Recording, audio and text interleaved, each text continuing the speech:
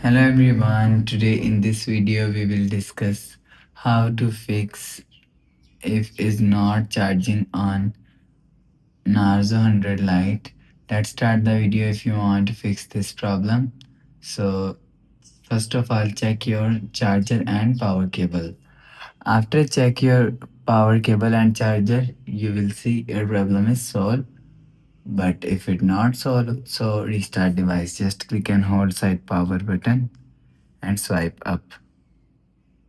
After swipe up, you will check your problem is solved. But if it not solved, go back to home screen.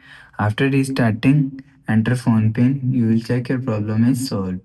But if it doesn't fix this problem, so click on settings app and here click on battery and enable fast charging.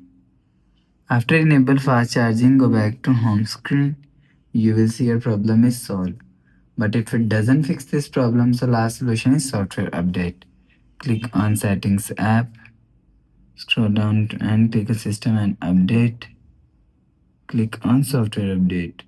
You will check your software update is latest.